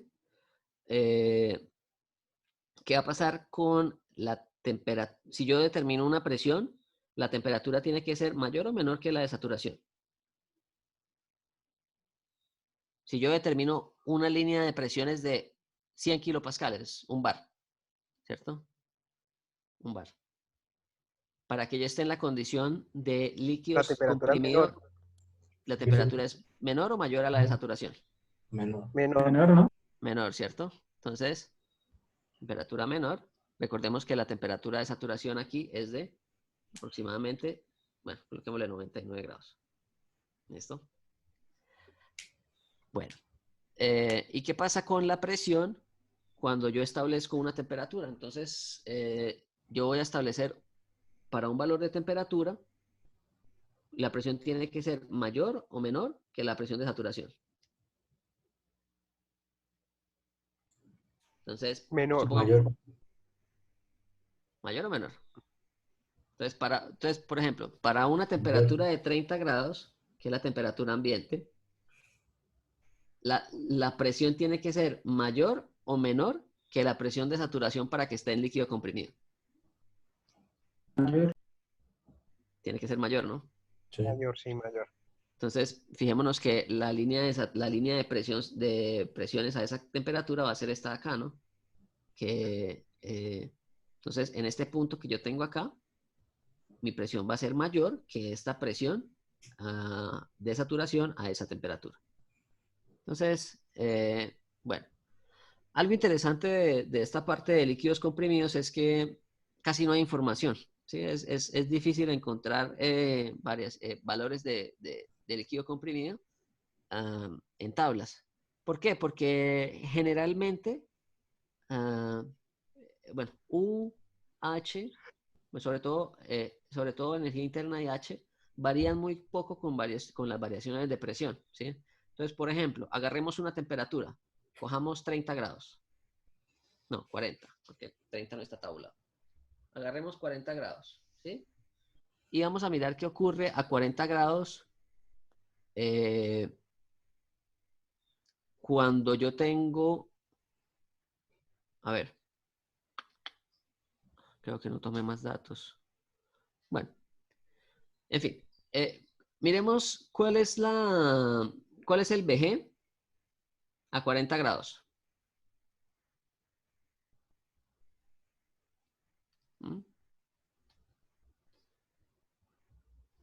¿Cuál es el valor de VG a 40 grados?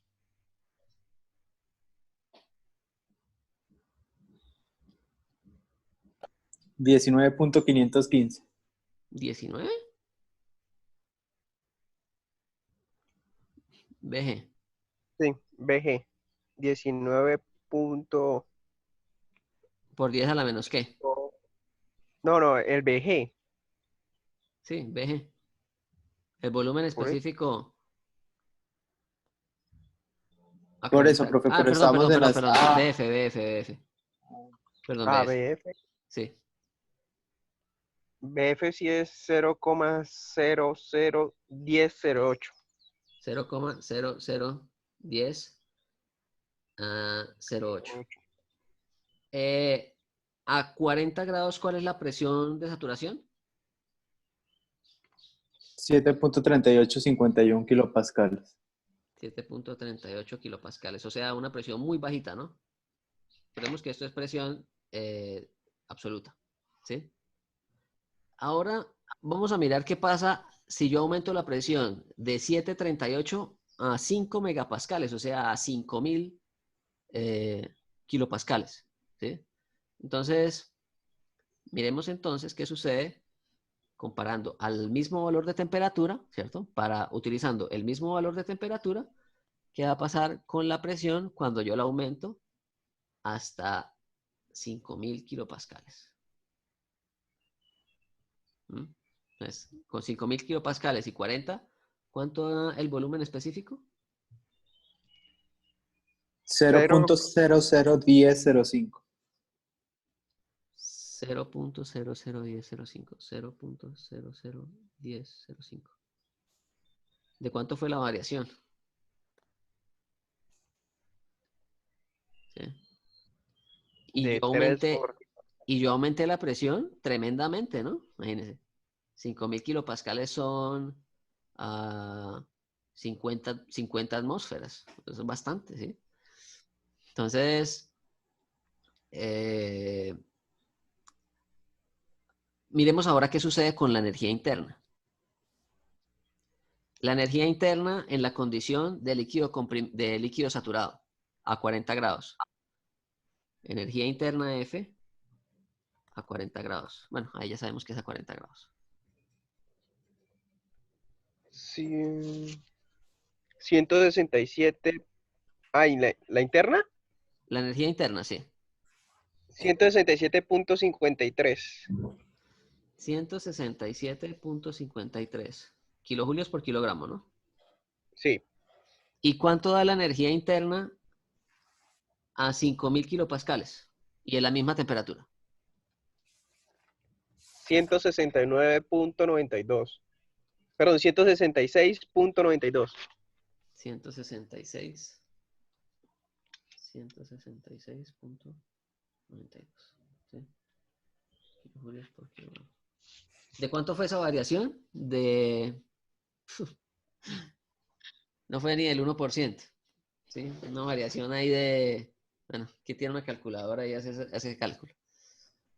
Sería 166 menos 167. Bueno, 166.92 menos 167.53 sobre 167.53. ¿Cuánto da esa variación?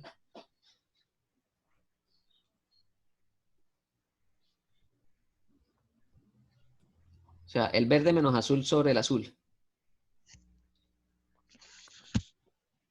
Multiplicado por 100.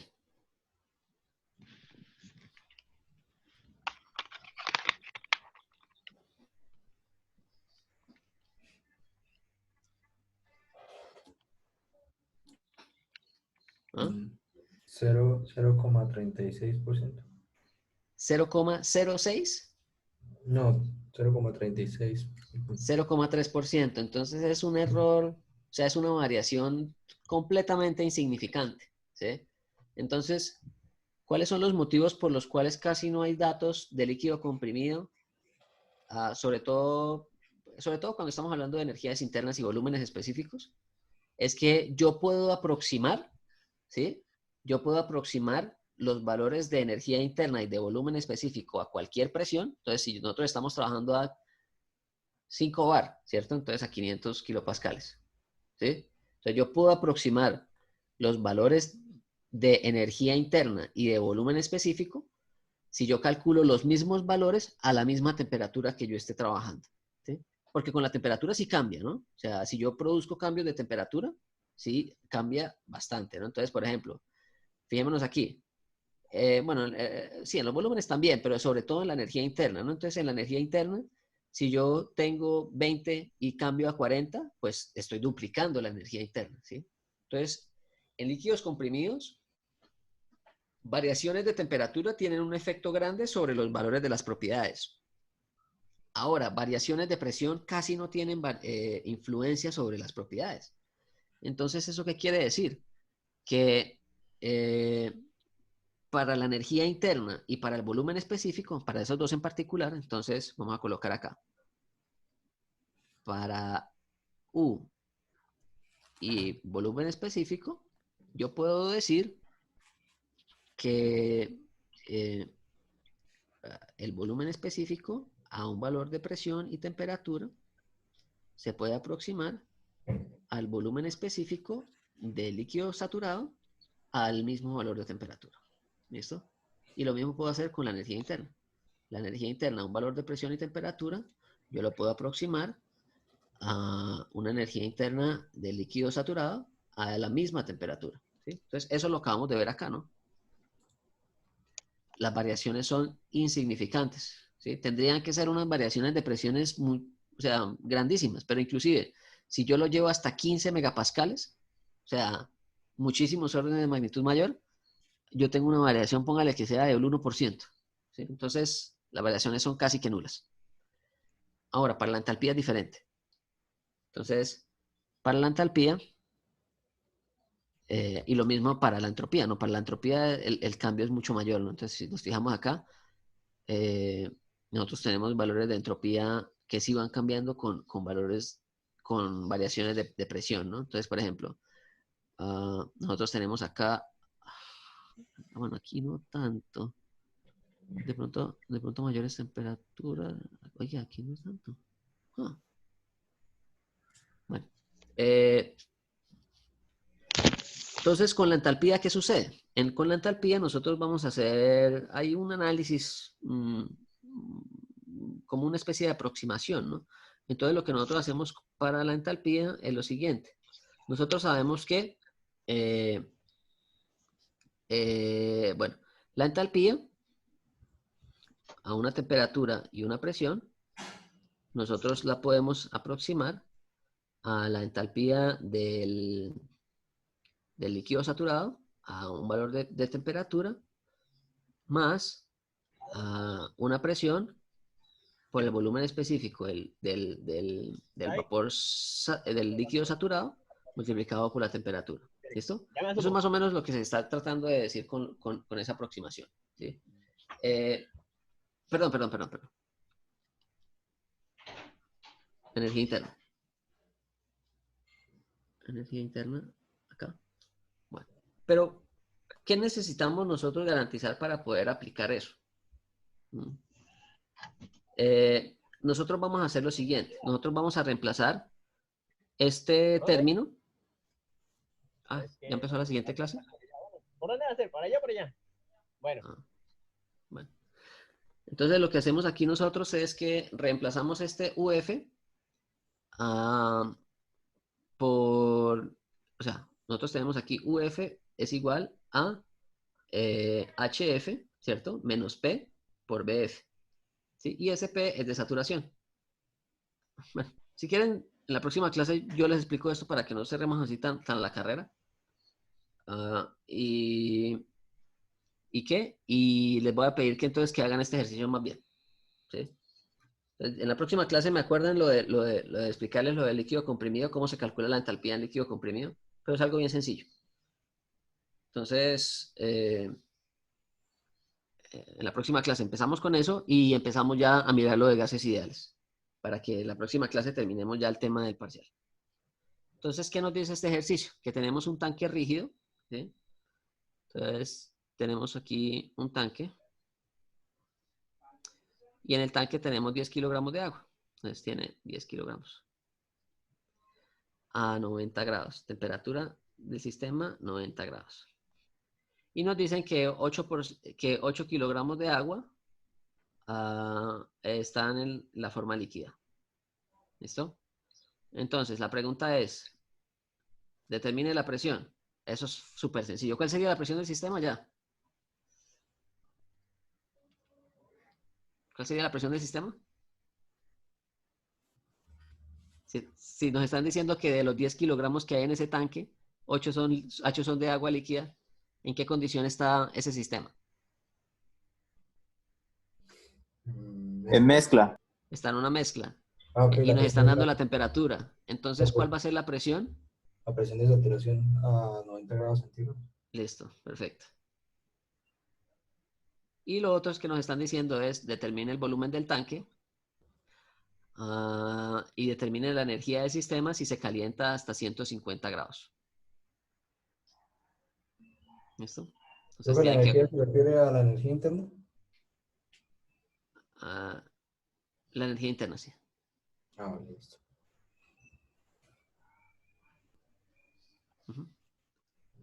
Entonces, ¿qué va a pasar? Pues este tanque se va a calentar hasta 150 grados y ustedes... y les voy a pedir algo adicional. Diagramas. PV. Perdón. Hacer el diagrama presión y volumen y el diagrama temperatura-volumen. ¿Listo? Entonces, hagan ese ejercicio y cualquier duda me la pueden preguntar el lunes en la hora de consultas, ¿vale? De todas formas... O sea, ¿a qué horas es la consulta? De 1 a 3. Profe, igual le podemos ¿Por dejar las Discord? preguntas en el Discord, ¿no? Sí, de todas formas usted, o sea, lo del Discord, yo les garantizo que lunes y miércoles estoy a esa hora ahí, ¿sí? Pero de todas formas ustedes pueden preguntar por ahí, si yo de repente me conecto y veo la pregunta y tengo tiempo, pues yo les respondo. Listo, profe. Muchas gracias. Listo, profe, gracias. Está bien. Bueno, que esté Bueno, bien. muchachos, dejemos ahí para liberar ya el salón. Y nada, pues que tengan buena tarde y buen fin de semana. Muchas gracias. Igual, profe. Gracias, Listo, que esté profe. bien. Listo. Bueno, muchachos, nos vemos entonces.